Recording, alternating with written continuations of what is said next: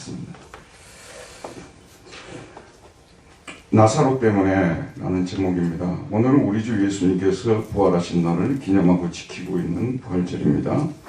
우리 옆에 계신 분들과 예수님께서 다시 살아나셨습니다. 큰 소리로 인사 한번 합시다. 예수님께서 다시 살아나셨습니다. 부활절은 초대교회 때부터 아주 중요하게 여겨온 절기입니다. 그래서 여러분 주일을 계산할 때요, 부활절 6주 전, 그럼 또 그 이름이 붙어 있어요. 라틴어로. 그럼 또 부활절 4주 전, 또 부활절 2주 전, 또 부활절이 끝나고 나면 끝난 후 또 2주, 끝난 후 또 2주, 막 거기에 다 이름이 붙어 있어요. 그럴 정도로 부활절이 중요했다는 것입니다. 왜 교회는 부활절을 이처럼 중요하게 여길까요? 우리가 한 구절만 딱 읽어보면 이 부활절이 얼마나 중요한가를 알 수가 있습니다. 여기 마이크를 조금만 내려주십시오. 좀 울림이 있네요. 조금만 내려주십시오.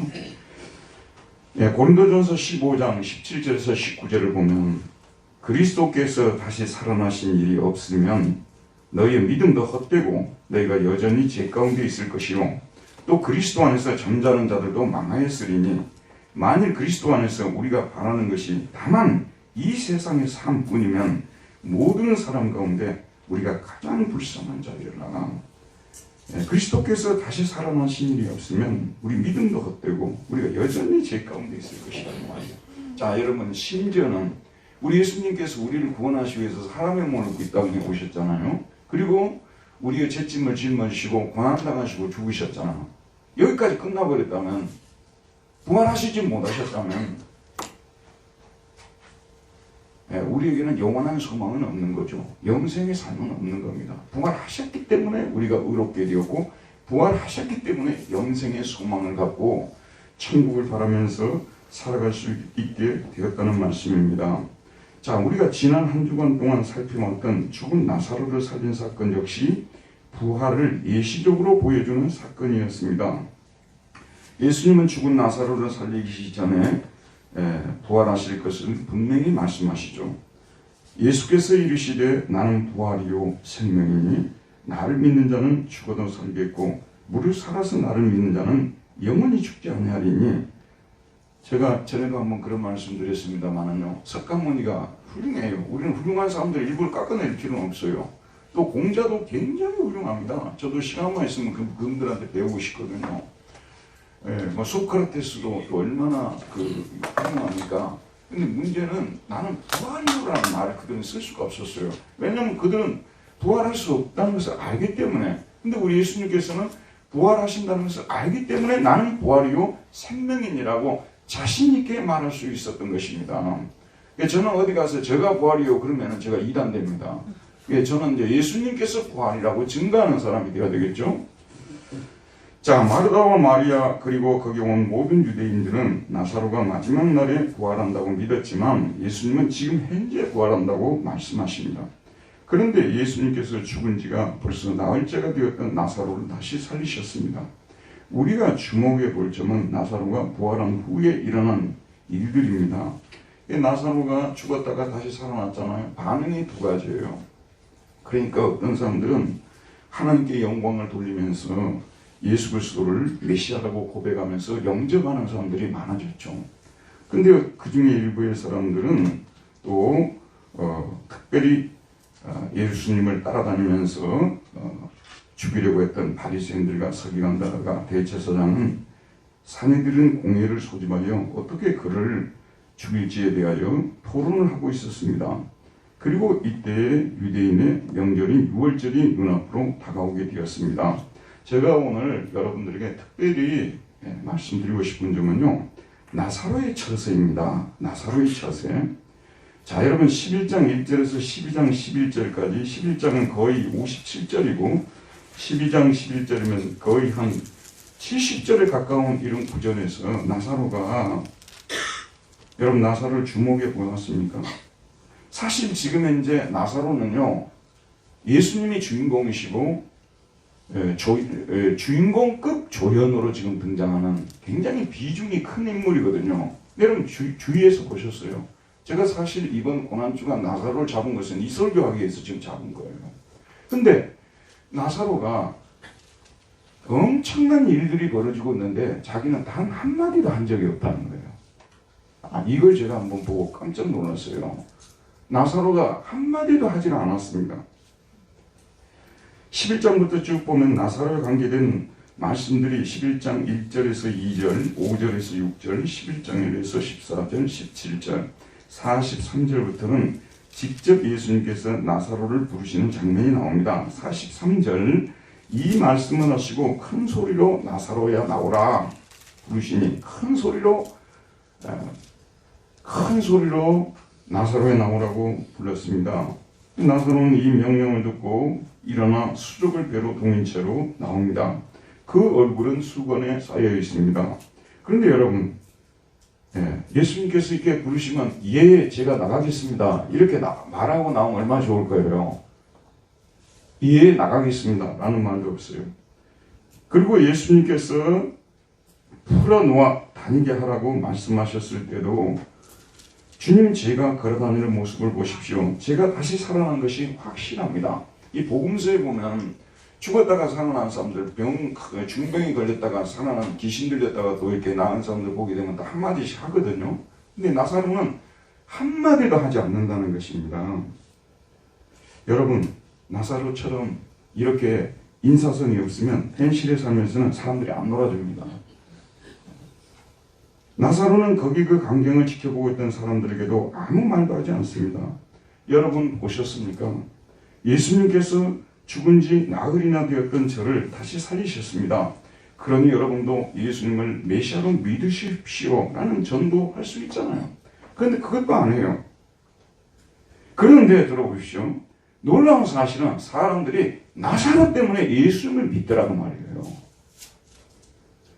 45절을 보면 마리아에게 와서 예수께서 하신 일을 본 많은 유대인이 그를 믿었으나, 자, 예수님을 죽이려는 공모가 구체화되자 예수님은 6월절에 올라가 십자가에 죽을 일을 생각하면서 그 이전에 죽어서는 안 된다고 생각하시고 거기를 떠나 빈들 가까운 에브라임이라는 동네에 잠시 몸을 피해 계십니다. 드디어 6월절이 엿새 앞으로 다가왔습니다. 이제 나귀를 타고 예루살렘으로 입성하시겠죠. 거기에서 신문을 받고 골고다 언덕을 오르시고 십자가에 못 박혀 돌아가셔야 합니다. 그런데 이때에 예수님께서 다시 한번 베다니 나사로의 가정을 방문합니다. 6월절 엿새 전에 예수께서 베다니에 이르시니 예루살렘과 한 3km 떨어진 곳이죠. 이곳은 예수께서 죽은 자 가운데서 살리신 나사로가 있는 곳이라. 자, 이제 예수님께서 돌아가시기 전에 나사로 가정을 다시 한번 방문하는 거예요. 이 정도 이 가정을 사랑하셨다고 제가 이번 기도회 때, 특세 때 많이 말씀드렸죠. 예수님께서 오신다는 소식에 잔치 준비를 하고 있습니다. 특별히 마르다가 잔치 준비를 주도하고 있었습니다. 그런데 지금 이 상황에서도 나사로는 아무 말이 없습니다. 2절 보도록 합시다. 거기서 예수를 위하여 잔치할 때 마르다는 일을 하고 나사로는 예수와 함께 앉은 자 중에 있더니, 그러니까 나사로는 아무 일도 안 해요. 여러분, 지난 시간 제가 말씀드렸습니다만은 마리아는 이제 사랑하는 예수님이 십자가에 돌아가신다는 그 사실을 생각할 때 정말 자기가 그 시집갈 때 가져가려고 모아놓던 그 값비싼 그 미리향 있잖아요. 그 향이 들어있는 옥합을 이렇게 깨뜨려서 주님의 발에다 붓고 머리에 씻는 이런 일을 하고 있었어요. 또 마리다는 열심히 잔치 준비를 하고 있고요. 마리아는 뭐라도 해야 될 거 아니에요. 심지어는 옆에 예수님 앉아 계시면 정말 저 마음이 너무 아픕니다. 이제 주님께서 이제 예루살렘으로 올라가서 많은 고난을 당하실 텐데 제가 참 괴롭습니다. 이런 말이라도 하고 주님을 위로해 드려야 될 텐데 그야말로 비빈이에요. 아무 말씀 아무 말이 없습니다. 여러분, 나사로 정말 이렇게 살아도 됩니까? 이 정도면 그가 태어나면서 제가 이 설교 준비를 하면서 혹시 벙어리 아니었을까 하는 생각을 해봤어요. 한마디도 안 하니까 혹시 벙어리 아니었을까? 또 한 가지 우리가 추측할 수 있는 것은요, 이 복음서 저자인 사도 요한이 이 사실들을 기록할 때 철저히 예수님만 드러나도록 하기 위해서 나사로가 무슨 말을 했던 것은 다 이렇게 생략했다고 두 가지밖에 가능성을 볼 수가 없어요. 근데 어쨌든 아무 말이 없어요. 그런데 여러분, 놀라운 것이 뭐냐면 사람들이 나사로를 보기 위해서 왔고 나사로 때문에 예수님을 믿기 시작했다는 사실입니다. 9절에 보면 유대인의 큰 무리가 예수께서 여기 계신 줄을 알고 보니 이는 예수만 보기 위함이 아니요 죽은 자 가운데서 살리신 나사로도 보려 함이라라. 우리가 연속극을 볼 때요, 처음에는 주인공 누가 나온다더라, 근데 그 사람 보려고 보다가 조연이 너무 잘해요. 그래서 조연 보기 위해서 그 드라마를 보는 경우들이 있잖아요. 아유, 이 드라마를 안 보시는 분들에 대해서 공감대가 형성이 안 되네요. 예, 너무 조연이 잘하니까. 그런데 처음에는 다 예수님을 타켓으로 하고 경배하기 위해서 오는 사람들, 또 죽이려고 오는 사람들, 이렇게 왔는데 이제는 사람들이 나사로를 보기 위해서 그리로 오고 있었다는 것입니다. 자, 유대인의 큰 무리가 예수께서 여기 계신 줄을 알고 보니 이는 예수만 보기 위함이 아니요 죽은 자 가운데서 살리신 나사로도 보려 함이로다. 자, 이런 말씀, 이게 좀 진귀한 말씀인데, 예수만 보기 위함이 아니요 죽은 자 가운데서 살리신 나사로도 보려 함이로다. 죽은 나사로가 다시 살아나게 된 이 기적을 통하여 예수님도 영웅이 되셨지만 나사로도 영웅이 되었습니다. 나사로는 이제 조연 정도가 아니라 주연급 조연으로 부상합니다. 민중들로부터 나사로의 인기가 매우 높아졌습니다. 나사로 때문에 예수님을 믿는 사람들이 많아지게 생겼습니다. 자, 여러분, 대제사장들이 이걸 보니까 처음에는 예수님 때문에 사람들이 예수를 믿게 된다고 걱정을 했는데 사실 이 걱정은 하지도 않았어요. 그런데 보니까 나사로 때문에 많은 사람들이 예수를 믿게 생겼어요. 그래서 이대로 둬서는 안 되겠다고 생각을 해서 비상대책회의를 소집을 합니다. 10절에 보면 대제사장장들이 나사로까지 죽이려고 모의함이라고 말했습니다. 그러니까 예수님을 죽이려고 모의를 했다는 것은 자연스러운 것이지만 나사로까지 죽이려고 모의를 했다고 나오는데, 모의를 했다는 영어 NIV에서는 made plans라고 했습니다. 플랜을 만든 거예요. 나사로를 죽이기 위한 플랜 A, 플랜 B를 만들어가지고 이렇게 빠져나가면 이렇게 죽여야 되겠다. 그걸 대제사장들이 모여가지고 그러고 있는 거예요. 여러분, 참 하는 짓을 보면 그 사람이 어떤 사람인지를 알 수 있지 않습니까? 죽었다가 산 사람이 있으면 거기서 무슨 말을 다 할 수가 있겠어요? 무슨 비판이 거기에 있을 이유가 있습니까, 여러분? 근데 사람이 이렇게 꼬이게 되면 이렇게 되어져 버리는 것입니다. 그래서 나사로를 죽이기 위해서, 예수님을 죽이기 위해서, 물론 이거는 계획을 이미 세워놨고요. 근데 나사로를 죽이기 위해서 플랜 A, 플랜 B를 만들고 있었다는 것이 참으로 놀랍지 않습니까? 그들이 왜 이렇게 나사로에 대해서 신경을 쓰는지 그 이유가 나오는데요. 10절에 나와요.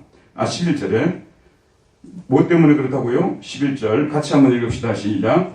나사로 때문에 많은 유대인이 가서 예수를 믿음이라라. 참 이거 옛날 성경이 돼가지고 나사로 때문에 많은 유대인이 가서 예수를 믿음이라라. 이게 이제 참 이 원문의 뜻을 이게 좀 실감나게 전달을 못하고 있어요. 근데 이번에는 제가 원문보다 NIV 성경을 좀 참고를 했는데, 여기도 보면 나사로 때문에, 그 때문에 many of the Jews, 많은 유대인들 중에 많은 사람들이 were going over to Jesus라고 되어 있습니다. 예수님에게로 넘어가고 있다는 거예요. go over는 넘어간다는 거예요. 예수님 쪽으로 넘어가고 있는 거예요. 누구 때문에요? 나사로 때문에. 그리고 and believing in him이라고 되어 있습니다. 그를 믿고 있었다는 거예요. 그 때문에, 나사로 때문에 유대인들 중 많은 사람들이 예수님에게로 넘어가서 그를 믿고 있었기 때문이었다. 이대로 놔뒀다가는 이거 큰일 나겠어요. 예수님 때문에 예수님을 믿으러 가는 사람들은 물론 있었겠지만 나사로 때문에 예수님에게로 건너가서 예수님을 믿는 사람들이 많아지고 있었기 때문에 걱정이 안 될 수가 없는 거예요. 이 사건의 전후관계를 살펴볼 때 예수님을 죽이려는 사람들은 예수님만 제거하면 될 것이라고 생각했죠. 하지만 상황이 자신들의 생각과 다르게 전개되고 있음을 알아차렸습니다.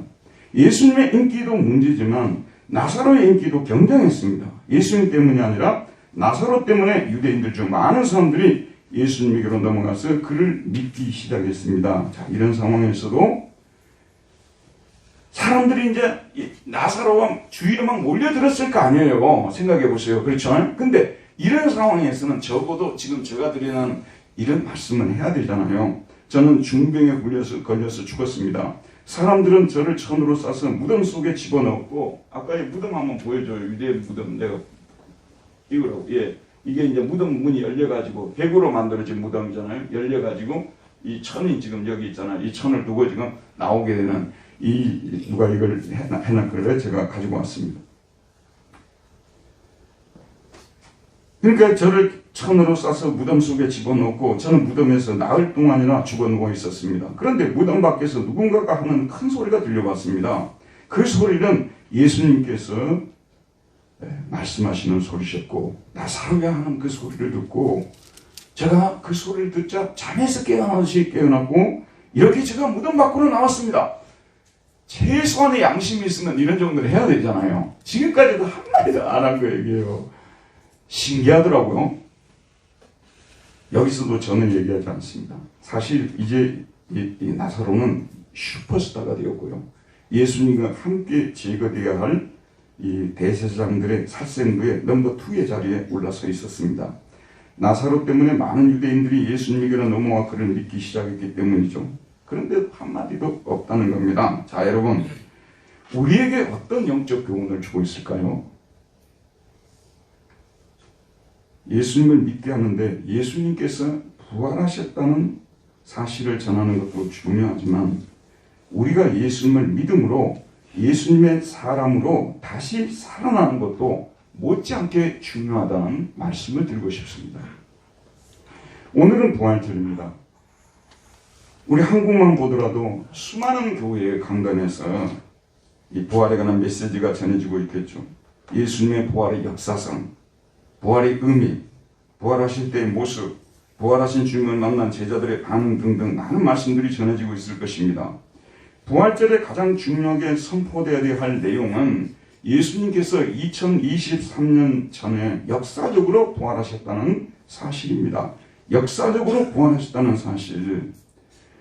사실 이 역사적으로 부활하셨다는 이 사실이 이게 부정돼 버리게 되면요, 이 부활신앙의 이게 토대거든요. 근데 이게 이제 부활신앙도 무너져 버리고 심지어는 기독교 신앙도 무너져 버리는 것입니다. 이 부활의 사실이 무너지면 우리의 신앙도 다 무너지는 것이죠. 요즘 안타깝게도 이 부활의 역사성에 대해서 문제 제기를 하는 학자들이 자꾸 어지럽게 해서 한국교회가 상당히 어려움을 겪고 있습니다.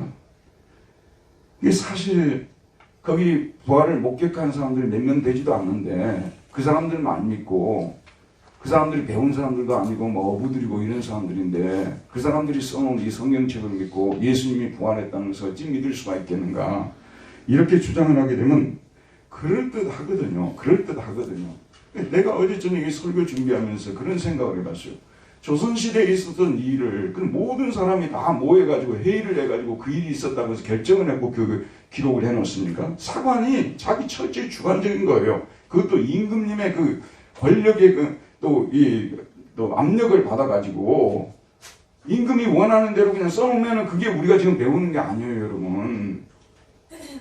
그 우리가 한 줄만 있어도 그것은 역사적 사실로 인정이 되는 게 얼마나 많아요. 근데 지금 이건 사복음서 저자가 한 명만 기록한 게 아니라니까요. 4명이 기록을 한 거잖아요. 4명이. 그리고 4명이 똑같이 기록을 하지 않았어요. 그래서 이게 비판하는 사람들은 왜 똑같이 않냐고 자꾸 얘기를 하는데, 개성이 있으니까 똑같이 하는 거예요. 보는 각도도 다르기 때문에 다른 거예요. 이걸 비판거리로 삼을 수도 있지만 오히려 이것이 더 우리에게 신뢰성을 주는 거예요. 무슨 얘기인지 아시겠죠? 모르겠습니까? 그래서 성경이 여러 사람이 기록했다는 것이 우리에게 우리 확신을 무너뜨리는 것이 아니라요, 오히려 우리에게 더 확신을 주는 게, 한 사람만 기록했다면 믿기가 참 어려워요. 사복음서를 4명을 하나님께서 통해서 기록하게 하는 거, 목격하게 하시고 기록하게 해서 기록한 내용들이 오른쪽 왼쪽도 마찬가지예요. 오른쪽에 달린 그 강도 있잖아요. 왼쪽에 달린 강도. 그 뭐 만약에 보는 각도에 따라서 어디서 서서 이쪽에서 봤다면 여기서 오른쪽이 되지만 뒤에서 보게 되면 어떻게 되죠? 또 달릴 수 있는 거잖아요. 그렇기 때문에 이런 것을 트집을 잡아가지고 예수 그리스도께서 부활하셨다는 것은 몇 사람이 본 것에 불과하니까 믿을 수가 없다 이렇게 하면서 억지를 부리는 것이라고 저는 생각하거든요. 그래서 우리 기독교 신앙은 역사적 부활 신앙에 굳건히 있어야 된다는 거. 그 다음에 또 우리에게 중요한 게 뭐냐면 부활의 의미도 또 선포가 되어야 돼요. 왜 부활하셨는지. 사실 우리 주님께서 우리를 의롭게 하고 영생을 주시고 천국에 들어가게 하고 부활의 능력으로 우리가 살아가도록 하기 위해서 우리 예수님께서는 부활하신 거예요.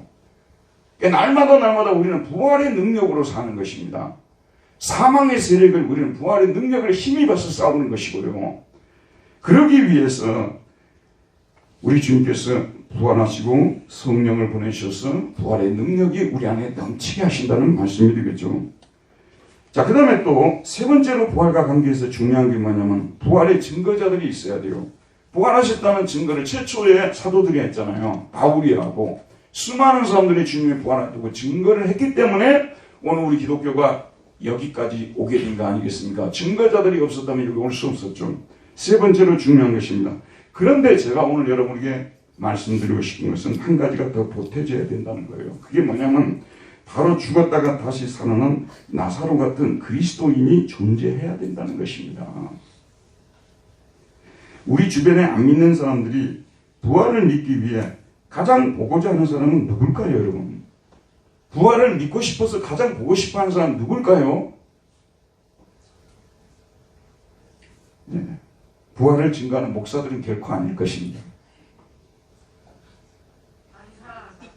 우리들이 부활한 모습을 보고 싶어 하지 않겠어요? 우리들이 부활한 모습.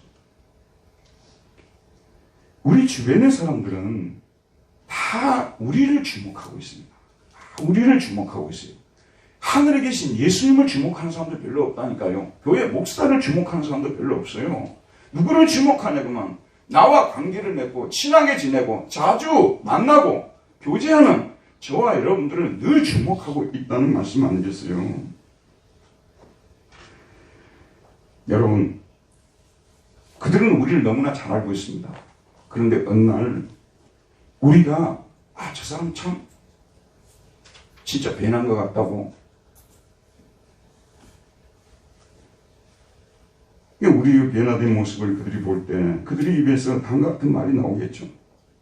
예전에는 너를 만나면 다 좋은 사람처럼 푹 꺼져 있고 너의 입에서는 원망과 불평만 나오고 네가 추구하는 가치를 보면 세상 사람과 다를 바 없는 지극히 이기적인 삶을 살았던 사람인데 무슨 일이 일어나서 네가 이렇게 180도로 변하니 마치 죽었다가 다시 살아난 사람 같아 라고 말하는, 마치 죽었다가 다시 살아난 사람 같아. 우리를 아는 사람들은 예수님의 부활 소식에 별로 관심이 없습니다. 손흥민이 100골을 오늘 아침에 넣을까 안 넣을까 관심 많아요. 저도 새벽에 일어나자마자 성경을 본 게 아니라 넣는다 안 넣는다 그거 봤어요. 결국은 이 프리미어 리그 같은 세계 최고의 리그에서 손흥민이 100골을 넣었다. 100골을.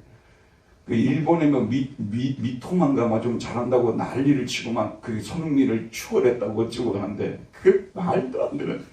그 일본 기자들이 그 얘기했다가 오늘 그 소식을 듣고요. 손흥민하고 얘하고는 아직 비교가 안 된다.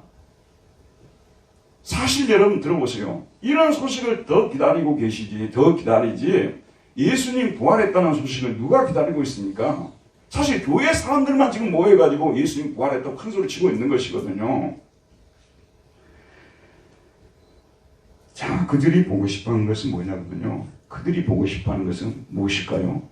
우리들이 부활한 것을 보고 싶어하는 거예요. 우리들이 부활한 것을. 네가 예수님을 믿고 다시 살아난 사람처럼 변화된다면 나는 네가 믿는 예수님을 믿겠다. 이거 아니겠어요?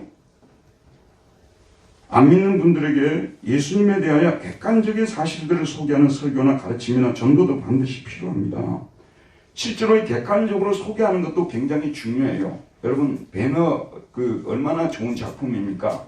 그 배너의 작가가 기독교를 때려 부숴버리겠다는 그런 목표를 가지고 성경을 연구를 하고 창세기부터 연구를 하다가 어느 정도 시간이 흐른 후에 절대로 부정할 수 없다고 무릎을 꿇고 거기서 회개하고 예수님을 영접해서 배너를 만들었다는 거 너무나 잘 알고 있지 않습니까?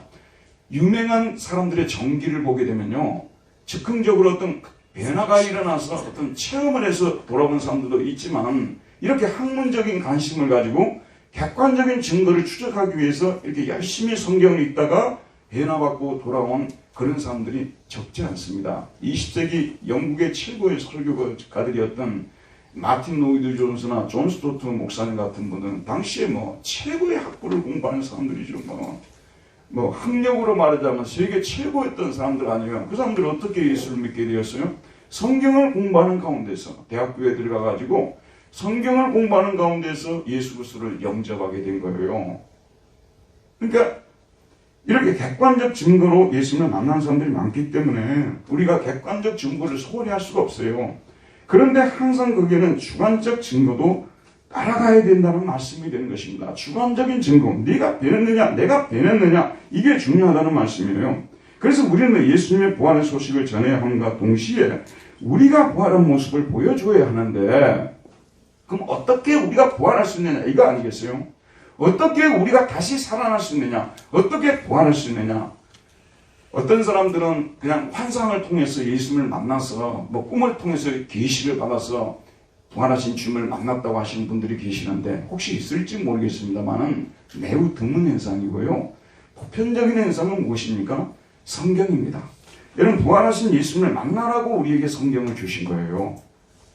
부활하신 예수님을 만나기 위해서는 이 성경에 관한 말씀을 듣고 가르침을 받고 스스로 읽고 연구하고 묵상하고 그러는 가운데서 참으로 놀라운 일이 일어나는데요.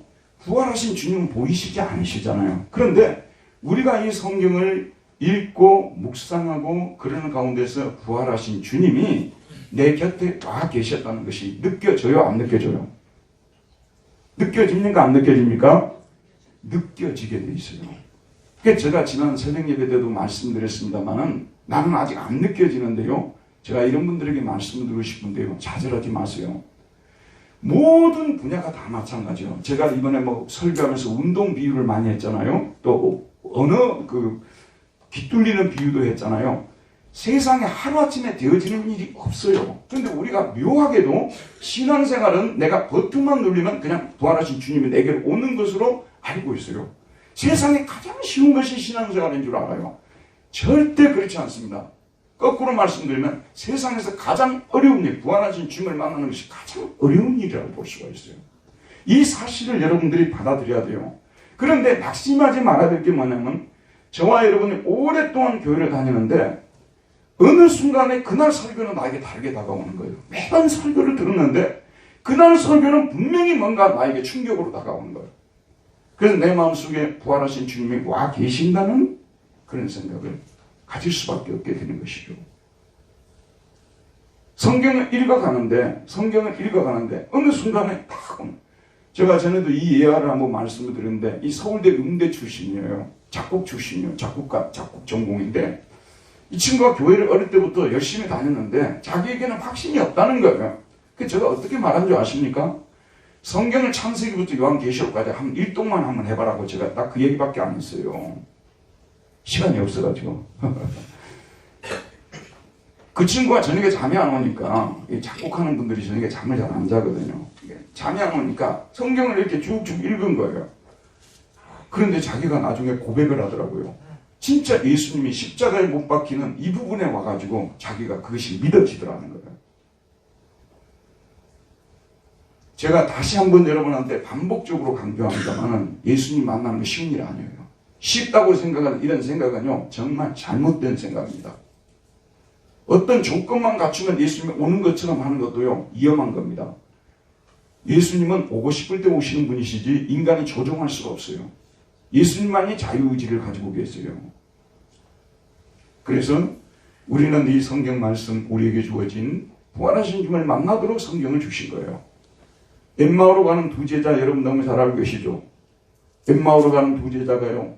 예수님이 이제 십자가 못 박혀 돌아가셨잖아요. 완전히 그야말로 소망을 잃었죠. 그분은 그렇게 따라다니고 그분은 그렇게 사랑했는데 그렇게 처참하게 죽어가는 그 모습을 보면서 엠마오로 가면서 그 얘기에 대해서 막 슬픈 기색을 띠고 걸어가면서 막 이야기를 하고 있었지 않습니까? 예수님이 중간에 끼어들었어요. 뭐 때문에 당신들이 그런 지금 표정으로 가고 있느냐고 하니까 이 사람아 지금 예루살렘에서 이 엄청난 일이 일어났는데 그 의인이 그런 비참한 죽음을 십자가의 죽음을 맞이하게 되었는데 당신은 그런 것도 모르느냐고 책망을 하지 않습니까? 그럴 때 예수님께서 구약 성경을 들어가지고 우리를 구원하신 메시아는 먼저 고난을 당하시고 그 다음에 부활하셔서 우리 메시아가 된다는 것을 이렇게 성경 구절을 통해서 증명을 해주니까 그 사람들이 이분이 보통 분이 아니구나. 진짜 그랬어요. 보통 분이 아니다 해서 이분을 그냥 보낼 수가 없다고 해가지고 집으로 돌아오라 했어요. 그래서 식사를 대접을 합니다. 식사를 대접하고 주무시고 가라고 말했어요. 그랬더니 예수님께서 식사를 하신 다음에 주무시지 않고 사라져버렸어요. 그때 이제 그 사람들이 가고 나서 무슨 얘기를 합니까? 우리가 너무나 잘 아는 구절이죠. 누가복음 24장 32절에 보게 되면 길에서 우리에게 말씀하시고 우리에게 성경을 풀어주실 때에 우리 속에서 마음이 뜨겁지 아니하느냐. 길에서 우리에게 말씀하시고 우리에게 성경을 풀어주실 때에 우리 속에서 마음이 뜨겁지 아니하느냐. 자, 진짜 교회가 부흥이 일어나려면요, 부활하신 주님이 오셔야 돼요. 부활하신 주님을 만나야 교회가 부흥이 됩니다. 개인도 부흥이 됩니다. 여러분, 부활하신 주님을 만나지 않으면요, 여러분이 아무리 기독교에 대해서 이론적으로 빠삭하게 알고 있다 하더라도 죽은 사람은 다른 바가 없어요. 여러분 자신이 죽었는지 살았는지는 여러분 제일 잘 알잖아요.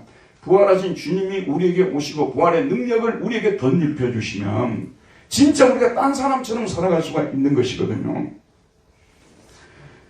부활하신 주님을 만나기 위해서는 무엇보다도 성경을 붙잡아야 돼요.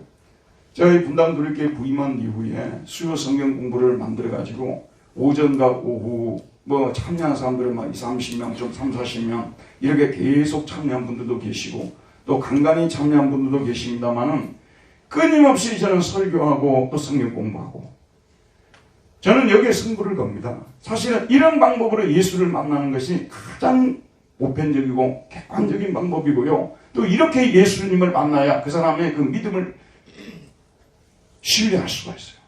갑자기 꿈에 예수님을 봤다든지 가는데 사도 바울처럼 예수님을 만났다든지 이런 경우들은 믿기가 매우 어려워요. 여러분, 이 부활하신 주님을 만나려면 성경을 붙잡아야 된다는 거, 열심히 성경을 읽고 공부하고 묵상하고 나아가게 되면 성경 말씀이 진짜 아침에 일어나게 되면 밥을 먹잖아요. 그러듯이 성경을 안 읽으면 하루를 살아갈 수 없다 할 정도로 이렇게 되어져야 돼요. 참 성경 읽는 것이 정말로 중요합니다. 이번에도 부활절 이제 고난주간 특세 이렇게 하면서 우리 지금 교회에서 성경 읽기 표에 나와 있는 그 내용이 있잖아요. 이게 양이 적지 않습니다. 하루 이틀 빠지게 되면요, 노동이 돼요, 이게요, 읽는 게. 그래도 제가 인내하고 끝까지 읽자 해가지고 우리 분량을 이제 다 채웠는데 항상 그렇게 결심할 때요, 항상 하나님께서 내가 너를 기뻐하노라 뭔가 깨달음을 또 줘요. 이 부분을 안 읽었으면 이런 은혜를 받지 못했을 텐데. 그래서 우리는 성경을 절대 손에서 놓지 말아야 되고요, 정말 목숨을 걸고 성경을 읽어야 됩니다. 그래야만이 우리 신앙이 유지가 되고요, 우리가 영적으로 살아나게 되고 부활의 새 생명이 또 우리 안에 들어오게 되고요, 힘 있는 삶을 살아가게 되는 것입니다. 우리 하나님 앞에 거짓말로 신앙생활하는 사람들 되지 맙시다. 진실한 신앙인들이 되도록 합시다. 성경을 읽는 신앙인들이 되도록 합시다. 그래서 우리가 변화되게 되면 분명히 여러분들, 우리 주변 사람들이요, 언젠가 심지어는 술을 드시고 그렇게 얘기하실 수도 있어요. 나는 예수가 진짜 하나님의 아들인지 그가 부활했는지 믿을 수가 없다. 하지만 내가 예수를 믿은 후에 이렇게 아름답게 변화되는 모습을 보니 예수님이 하나님의 아들이 맞고 부활하셨다는 말도 맞을 것 같다. 참 공감이 되지 않습니까? 지금 2023년에 대한민국 기독교의 성적표 학점을 따지면 몇 학점을, 어떤 학점을 받을 수 있을까요? 저는 C 밑으로의 학점이라고 말할 수밖에 없어요. 왜 그럼 F는 아니냐고면요, 이런 와중에서도 진실하게 하나님을 믿으려고 애쓰는 목사님들과 성도님들이 아직도 우리 한국교회는 저는 남아있다고, 그 중에 10분의 1은 남아있다고 믿기 때문에 F는 줄 수 없다고 보는 입장이에요. 어떤 분들은 F라고 때릴 수도 있겠지만, 저는 그래도 하나님을 믿어보려고 진실하게 신앙을 지켜가보려고 애를 쓰는, 자 여러분, 제가 여러분 좀 칭찬을 드리도록 할게요. 사실 국민소득이 한 3만 불 정도 가버리잖아요. 그러면 사람들이 교회에 관심이 없습니다. 거의 대부분 여가에 관심이 있지, 노는 거에 관심이 있지, 신앙 별로 관심이 없어요.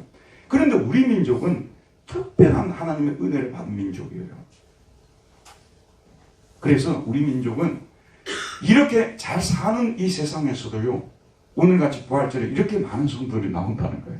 사실 이거 기적입니다. 여러분 선진국에 가보면요, 저는 이제 독일에 살다 왔잖아요. 선진국 다 마찬가지예요. 이스턴이라고 하거든요. 만나면 포에 막 오스턴 막 인사하고 막 부활에 뭐 주님을 찬양합니다 막 이러고 있거든요. 근데 다 부활절이 부활의 날은 다 놀러 가는 날이에요.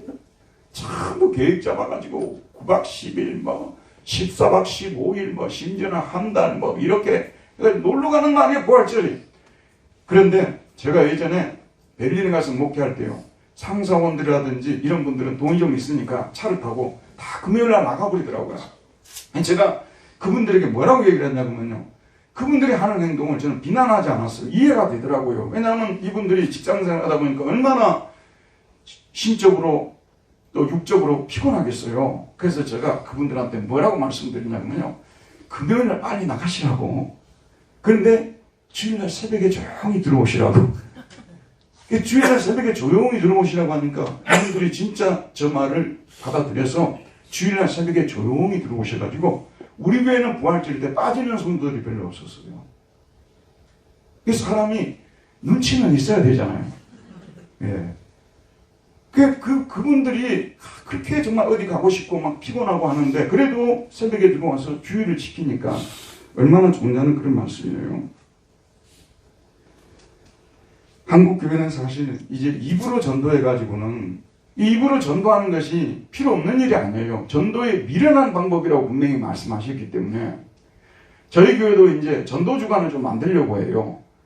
전도주간 해가지고 전도주 좀 나눠주고, 우리도 이제 봄이 왔고 그랬으니까 전도도 좀 해야 되겠죠. 예, 전도도 좀 합시다. 뭐 이거 나눠주고 예수 믿으십시오 하는 게 전도니까 전도도 해야 됩니다. 그런데 전도도 해야 됩니다. 동시에 진짜 여러분 하나님 앞에서요, 저나 여러분이 좀 생각을 하면서 예수를 믿어야 돼요. 제가 누차 얘기합니다만 대충 예수 믿는 것은 참으로 위험한 것입니다. 지금 21세기 2023년 여러분 어떻게 보면 자본주의가 최첨단에 지금 이렇게 달아있는 거 아니에요? 누구도 가르쳐주지도 않고 교육을 받지 않아도요, 그래도 뭐니 해도 돈이 최고라는 시대에 우리가 살아가고 있거든요. 이런 시대에 예수님을 나의 구주로 영접하고 예수님을 하나님의 아들로 고백한다는 것이 무엇을 의미하는지 진짜 우리는 정신 바짝 차려야 되는 거예요. 제가 이번에요, 설교를 하면서 솔로몬을 봤어요. 여로보암을 봤어요. 여러분도 읽으셨겠지만 하나님께서 그들에게 얼마나 많은 은혜를 베풀어 주었어요. 마지막에 어떻게 됩니까? 솔로몬의 마지막에 어땠냐 그 말이에요. 여로보암의 마지막에 어땠냐 그 말이에요. 오랫동안 예수 믿었던 분들도요, 정신 바짝 차려야 됩니다. 우리는 아직 부활에 도달한 사람들이 아니에요. 마라톤으로 말하자면 30km 정도를 지금 넘은 사람들이지 42km까지는 가지 않은 사람들이에요. 앞으로 우리가 뛰어야 할 거리가 적어도 우리에게는 남아 있습니다. 사도 바울처럼 이미 얻었다함도 아니요, 이루었다함도 아니요, 뒤에 것은 잊어버리고 앞에 것을 잡으려고 정신을 바짝 차리고 결론은 우리가 천국에 들어가야 된다는 거 아니겠어요? 우리는 지금 천국의 약속을 받은 사람들이지 천국에 들어가 있는 사람들은 아니지 않습니까? 하나님의 도성이 있는가 없는가, 우리 믿음의 사람들은 다 도성이 있다고 우리는 믿고 있는 거예요.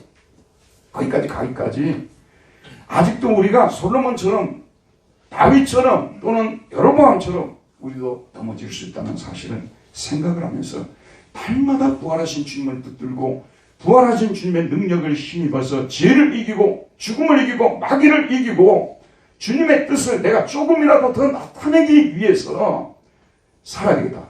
마지막으로 말씀드리겠습니다. 지난날 어떻게 살았느냐는 전혀 중요하지 않습니다. 지난날 여러분들이 볼 때 하나님 앞에 좀 부끄럽다고 생각하시면요, 지금부터 부끄럽지 않게 살아야 됩니다. 지난날 여러분들이 그래도 부끄럽지 않게 살았다고 생각이 되시면 앞으로도 부끄럽지 않게 살아야 되겠다. 이 생각을 가지시고 다시 한번 말씀을 붙들고 부활하신 주님 앞으로 다가가서 부활하신 주님을 만나서 회개하고 용서를 빌고 능력을 덧입혀달라고 기도하시고, 그래서 진짜 나사로 때문에 처음부터 끝까지 나사로는 한마디도 안 했지만 나사로 때문에 많은 사람들이 예수를 믿었어요. 죽었다가 살아났기 때문에. 저와 여러분이 심지어는 말을 하면 너무 못해서 주변 사람들에게 단 한마디도 못한다 하더라도 우리가 변화된 모습을 그들에게 보여줄 때, 다시 살아난 모습을 보여줄 때 그 사람들은 우리 때문에 예수님을 믿게 되는 역사가 일어날 줄 믿습니다. 이런 은혜가 저와 여러분 모두에게 있기를 바랍니다. 우리 한 3분 동안 하나님 앞에 오늘 말씀을 기억하면서 다시는 우리가 지난날처럼 살지 말게 해달라고 기도하시고, 이제부터는 진짜 부활의 능력을 힘입어서 부활하신 주님과 함께 우리 주님이 가신 목표를 가지고 뜻을 품고 살아가게 해달라고 간절히 기도하도록 하겠습니다. 한 3분 동안 우리 하나님께 기도하겠습니다. 자비로우신 우리 아버지 하나님, 우리가 이 부활절을 맞이하여서 생명의 말씀을 들었습니다. 우리 하나님 아버지 이 말씀, 우리 아버지 하나님, 우리 주님이여 아버지 하나님이여, 우리가 말씀 붙들고 아버지 부활하신 주님과 함께 아버지 하나님이시오, 남은 인생에도 주님을 기쁘시게 하는 그런 삶을 살아가도록 은혜를 다하여 주시기를 원합니다. 아버지 하나님이시오, 삶을 살지 않도록 도와주시고 참으로 우리 하나님 기뻐하시는 그런 삶을 살아가도록 은혜를 다하여 주시기를 원합니다. 여호와 우리 아버지 하나님, 성령 충만해서 예수 그리스도를 높이기 위해서 각대를 쓰고 예수 그리스도를 높이기 위해서 그 아버지 하나님의 정진하는 우리들이 되도록 도와주시기를 원합니다. 오직 우리 하나님의 영광만을 구하는 우리 모두가 되게 해주시기를 원합니다. 주여, 우리 주변의 사람들이 보고 하나님을 정으로 생각을 할 수 있는 은혜를 더하여 주시옵소서.